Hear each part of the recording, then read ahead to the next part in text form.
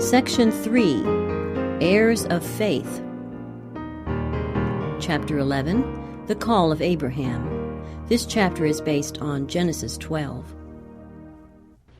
After the dispersion from Babel, idolatry again became well-nigh universal, and the Lord finally left the hardened transgressors to follow their evil ways, while he chose Abraham of the line of Shem and made him the keeper of his law for future generations. Abraham had grown up in the midst of superstition and heathenism. Even his father's household, by whom the knowledge of God had been preserved, were yielding to the seductive influences surrounding them, and they served other gods than Jehovah. But the true faith was not to become extinct. God has ever preserved a remnant to serve him. Adam, Seth, Enoch, Methuselah, Noah, Shem, in unbroken line, had preserved from age to age the precious revealings of his will. The son of Terah became the inheritor of this holy trust. Idolatry invited him on every side, but in vain. Faithful among the faithless, uncorrupted by the prevailing apostasy, he steadfastly adhered to the worship of the one true God. The Lord is nigh unto all them that call upon him, to all that call upon him in truth. Psalm 145, verse 18. He communicated his will to Abraham and gave him a distinct knowledge of the requirements of his law and of the salvation that would be accomplished through Christ. There was given to Abraham the promise, especially dear to the people of that age, of a numerous posterity and of national greatness. I will make of thee a great nation. I will bless thee, and make thy name great, and thou shalt be a blessing. And to this was added the assurance, precious above every other to the inheritor of faith, that of his line the Redeemer of the world should come. In thee shall all families of the earth be blessed. Yet, as the first condition of fulfillment, there was to be a test of faith. A sacrifice was demanded. The message of God came to Abraham, Get thee out of thy country, and from thy kindred, and from thy father's house, unto a land that I will show thee. In order that God might qualify him for his great work as the keeper of the sacred oracles, Abraham must be separated from the associations of his early life. The influence of kindred and friends would interfere with the training which the Lord purposed to give his servant. Now that Abraham was, in a special sense, connected with heaven, he must dwell among strangers. His character must be peculiar, differing from all the world. He could not even explain his course of action so as to be understood by his friends. Spiritual things are spiritually discerned, and his motives and actions were not comprehended by his idolatrous kindred. By faith, Abraham, when he was called to go out into a place which he should after receive for an inheritance, obeyed. And he went out, not knowing whither he went. Hebrews chapter 11, verse 8. Abraham's unquestioning obedience is one of the most striking evidences of faith to be found in all the Bible. To him, faith was the substance of things hoped for, the evidence of things not seen. Hebrews chapter 11, verse 1. Relying upon the divine promise, without the least outward assurance of its fulfillment, he abandoned home and kindred and native land, and went forth, he knew not whither, to follow where God should lead.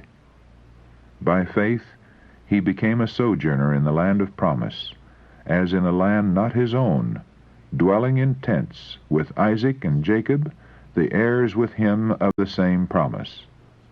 Hebrews chapter 11, verse 9, the Revised Version. It was no light test that was thus brought upon Abraham, no small sacrifice that was required of him. There were strong ties to bind him to his country, his kindred, and his home. But he did not hesitate to obey the call. He had no question to ask concerning the land of promise, whether the soil was fertile and the climate healthful, whether the country afforded agreeable surroundings and would afford opportunities for amassing wealth. God had spoken, and his servant must obey. The happiest place on earth for him was the place where God would have him to be. Many are still tested as was Abraham. They do not hear the voice of God speaking directly from the heavens, but he calls them by the teachings of his word and the events of his providence. They may be required to abandon a career that promises wealth and honor, to leave congenial and profitable associations, and separate from kindred, to enter upon what appears to be only a path of self-denial, hardship, and sacrifice. God has a work for them to do, but a life of ease and the influence of friends and kindred would hinder the development of the very traits essential for its accomplishment. He calls them away from human influences and aid, and leads them to feel the need of his help, and to depend upon him alone, that he may reveal himself to them. Who is ready at the call of providence to renounce cherished plans and familiar associations? Who will accept new duties and enter untried fields, doing God's work with firm and willing heart, for Christ's sake counting his losses gain? He who will do this has the faith of Abraham, and will share with him that far more exceeding and eternal weight of glory, with which the sufferings of this present time are not worthy to be compared. 2 Corinthians chapter 4, verse 17, and Romans chapter 8, verse 18. The call from heaven first came to Abraham while he dwelt in Ur of the Chaldees, and, in obedience to it, he removed to Haran. Thus far his father's family accompanied him, for with their idolatry they united the worship of the true God. Here Abraham remained till the death of Terah. But from his father's grave the divine voice bade him go forward. His brother Nahor, with his household, clung to their home and their idols. Besides Sarah, the wife of Abraham, only Lot, the son of Haran, long since dead, chose to share the patriarch's pilgrim life. Yet it was a large company that set out from Mesopotamia. Abraham already possessed extensive flocks and herds, the riches of the East, and he was surrounded by a numerous body of servants and retainers. He was departing from the land of his fathers, never to return, and he took with him all that he had, their substance that they had gathered, and the souls that they had gotten in Haran. Among these were many led by higher considerations than those of service and self-interest. During their stay in Haran, both Abraham and Sarah had led others to the worship and service of the true God. These attached themselves to the patriarch's household and accompanied him to the land of promise. And they went forth to go into the land of Canaan, and into the land of Canaan they came. The place where they first tarried was Shechem, under the shade of the oaks of Moreh, in a wide, grassy valley, with its olive groves and gushing springs between Mount Ebal on the one side and Mount Gerizim on the other. Abraham made his encampment. It was a fair and goodly country that the patriarch had entered, a land of brooks of water, of fountains and depths that spring out of valleys and hills, a land of wheat and barley and vines and fig trees and pomegranates, a land of oil, olive, and honey. Deuteronomy chapter 8, verses 7 and 8. But to the worshipper of Jehovah a heavy shadow rested upon wooded hill and fruitful plain. The Canaanite was then in the land. Abraham had reached the goal of his hopes to find a country occupied by an alien race and overspread with idolatry. In the groves were set up the altars of false gods, and human sacrifices were offered upon the neighboring heights. While he clung to the divine promise, it was not without distressing forebodings that he pitched his tent. Then the Lord appeared unto Abram, and said, Unto thy seed will I give this land. His faith was strengthened by this assurance that the divine presence was with him, that he was not left to the mercy of the wicked. And there builded he an altar unto the Lord, who appeared unto him. Still a wayfarer, he soon removed to a spot near Bethel, and again erected an altar, and called upon the name of the Lord. Abraham, the friend of God, set us a worthy example. His was a life of prayer. Wherever he pitched his tent, close beside it was set up his altar, calling all within his encampment to the morning and evening sacrifice. When his tent was removed, the altar remained. In following years there were those among the roving Canaanites who received instruction from Abraham, and whenever one of these came to that altar, he knew who had been there before him, and when he had pitched his tent, he repaired the altar, and there worshipped the living God. Abraham continued to journey southward, and again his faith was tested. The heavens withheld their rain, the brooks ceased to flow in the valleys, and the grass withered on the plains. The flocks and herds found no pasture, and starvation threatened the whole encampment. Did not the patriarch now question the leadings of providence?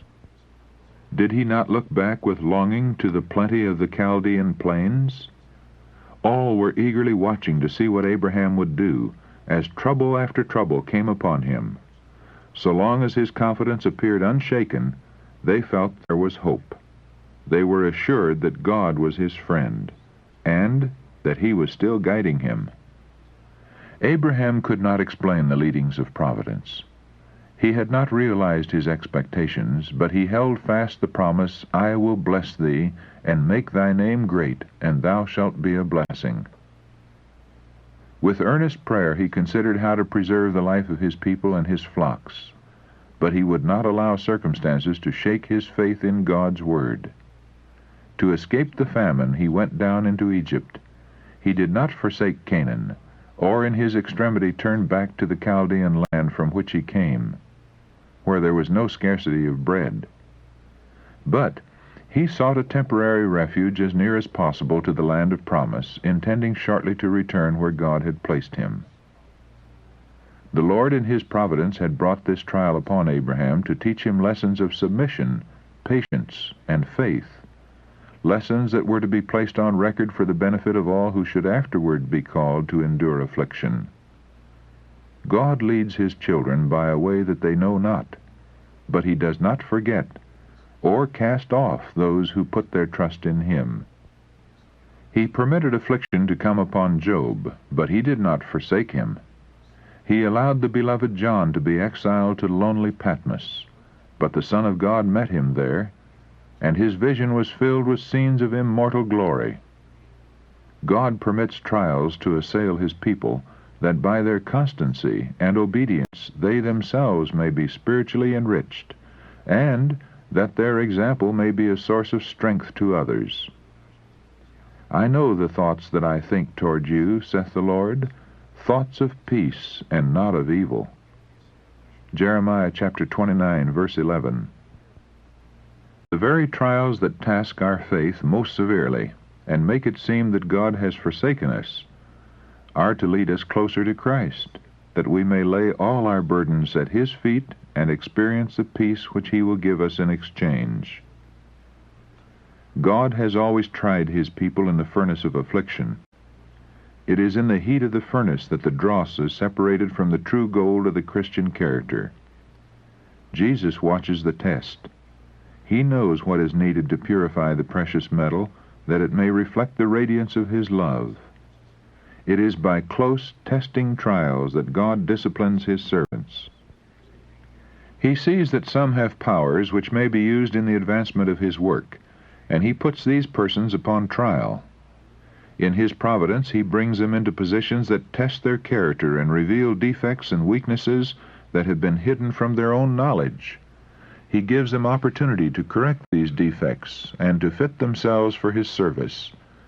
He shows them their own weaknesses and teaches them to lean upon him, for he is their only help and safeguard. Thus his object is attained. They are educated, trained, and disciplined, prepared to fulfill the grand purpose for which their powers were given them. When God calls them to action, they are ready, and heavenly angels can unite with them in the work to be accomplished on the earth. During his stay in Egypt, Abraham gave evidence that he was not free from human weakness and imperfection. In concealing the fact that Sarah was his wife, he betrayed a distrust of the divine care, a lack of that lofty faith and courage so often and nobly exemplified in his life. Sarah was fair to look upon, and he doubted not that the dusky Egyptians would covet the beautiful stranger, and that in order to secure her they would not scruple to slay her husband. He reasoned that he was not guilty of falsehood in representing Sarah as his sister, for she was the daughter of his father, though not of his mother. But this concealment of the real relation between them was deception. No deviation from strict integrity can meet God's approval. Through Abraham's lack of faith, Sarah was placed in great peril. The king of Egypt, being informed of her beauty, caused her to be taken to his palace, intending to make her his wife. But the Lord in his great mercy protected Sarah by sending judgments upon the royal household. By this means the monarch learned the truth in the matter, and, indignant at the deception practiced upon him, he reproved Abraham and restored to him his wife, saying, "What is this that thou hast done unto me? Why saidst thou, She is my sister? So I might have taken her to me to wife. Now, therefore, behold thy wife, take her, and go thy way." Abraham had been greatly favored by the king. Even now Pharaoh would permit no harm to be done him or his company, but ordered a guard to conduct them in safety out of his dominions. At this time laws were made prohibiting the Egyptians from intercourse with foreign shepherds in any such familiarity as eating or drinking with them. Pharaoh's dismissal of Abraham was kind and generous, but he bade him leave Egypt, for he dared not permit him to remain. He had ignorantly been about to do him a serious injury, but God had interposed, and saved the monarch from committing so great a sin. Pharaoh saw in this stranger a man whom the God of heaven honored, and he feared to have in his kingdom one who was so evidently under divine favor.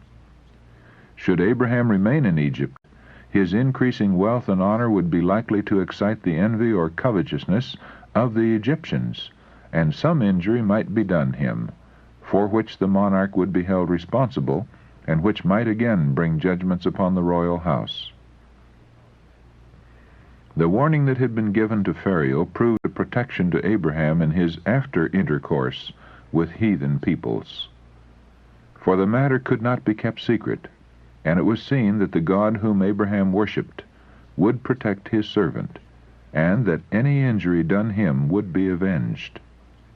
It is a dangerous thing to wrong one of the children of the King of Heaven. The psalmist refers to this chapter in Abraham's experience when he says, in speaking of the chosen people, that God reproved kings for their sakes, saying, "Touch not mine anointed, and do my prophets no harm." Psalm 105, verses 14 and 15. There is an interesting similarity between Abraham's experience in Egypt and that of his posterity centuries later. Both went down into Egypt on account of a famine, and both sojourned there. Through the manifestation of divine judgments in their behalf, the fear of them fell upon the Egyptians, and enriched by the gifts of the heathen, they went out with great substance.